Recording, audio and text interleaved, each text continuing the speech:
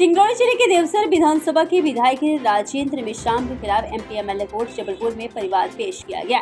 इससे प्राप्त आधारों पर एमपी एमएलए कोर्ट ने मामला पंजीकृत करने के आदेश जारी किए गए थे। आए दिन विवादों में रहने वाले विधायक के खिलाफ कांग्रेस नेता देवेंद्र पाठक ने परिवाद पेश किया था।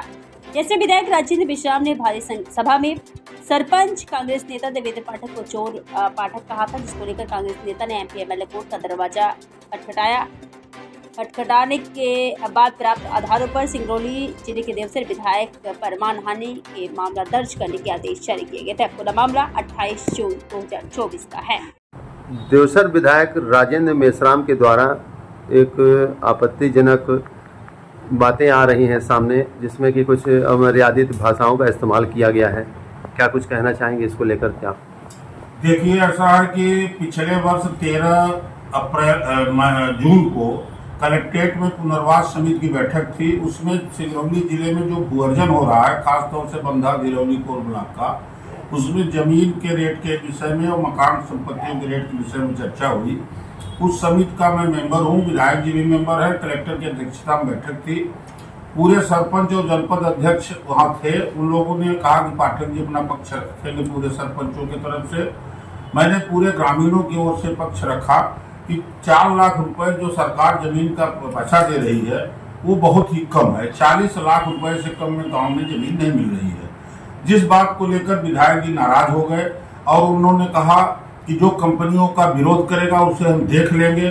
बंधा देवली की जमीन बंजर जमीनें हैं। एक कंपनी के आने से इसका रेट बढ़ गया है। कंपनी जो कर रही है ठीक कर रही है। जितने घर बने हैं उसको हम लोजर लगा के गिरवा देंगे। इस बात को लेकर के वहां उपस्थित ग्रामीणों ने विधायक जी का विरोध किया, विधायक जी के खिलाफ नारेबाजी की। हम भी उस बैठक में थे। हमने कहा, माननीय विधायक जी, आप जनता के प्रतिनिधि हैं, आपको जनता की आवाज सुननी चाहिए, ना कि कंपनी की। विधायक जी ने उस बैठक में ही धमकी दिया था कि मैं आपको देख लूंगा। और उसके बाद कलेक्टर साहब की समझाइश पर बैठक हुई। बाद में उसी के बाद 5 दिन बाद 18 तारीख को गुणवहरा के स्कूल चलो अभियान की सभा में माननीय विधायक जी ने हमारे विषय में काफी आपत्तिजनक शब्दों का प्रयोग किया, जो हमें कई मीडिया चैनलों के माध्यम से मिला और हमारे कई साथियों ने हमको भेजा, जिससे मैं दुखी पीड़ित रहा। 3-4 दिन भय से घर से बाहर नहीं निकला। क्योंकि विधायक हैं, हमारे साथ कोई घटना घट सकती है, कहीं भी हमारे साथ कुछ कर सकते हैं। 4 दिन बाद मैं थाना सरई में रिपोर्ट किया, फिर एसपी साहब के यहाँ रिपोर्ट किया, फिर आईजी साहब के यहाँ गया, वहाँ भी नहीं सुनवाई हुई। तो फिर डीजीपी भोपाल गया, वहाँ भी जब किसी ने नहीं सुना तो मैं एमपी एमएलए कोर्ट में न्यायपालिका के शरण में गया हूँ। और मध्य प्रदेश भारत की न्यायपालिका पर हमें पूरा भरोसा है कि न्यायपालिका अवश्य न्याय करेगी। अभी 11 तारीख को 3 दिन लगातार चली बहस के बाद विधायक जी के ऊपर 356(2) का प्रकरण पंजीबद्ध हुआ है और इसमें विधायक जी को अगले 4 तारीख को जमानत पेश होना है।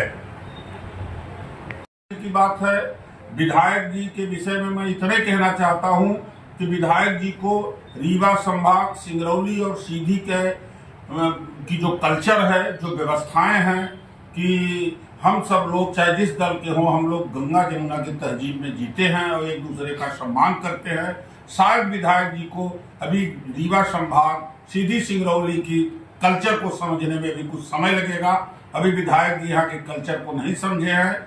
ये बड़ा दुख की बात है और मैं आप मीडिया के माध्यम से फिर अपील करता हूँ, निवेदन करता हूँ आप सबसे कि चूंकि मैंने विधायक के खिलाफ इस्तगासा दायर किया है, कहीं भी किसी फोरम में माननीय विधायक जी मुझको फंसा सकते हैं, मेरे ऊपर कोई आपराधिक प्रकरण बनवा सकते हैं, मेरे जान माल को खतरा न पहुंचाए। इससे मैं प्रशासन से मांग करता हूं कि मुझको सुरक्षा प्रदान की जाए, जिससे भविष्य में हम या हमारे किसी कार्यकर्ता, साथी, गवाही को ऊपर कोई आंच न आए। ये प्रशासन से मांग करता हूं।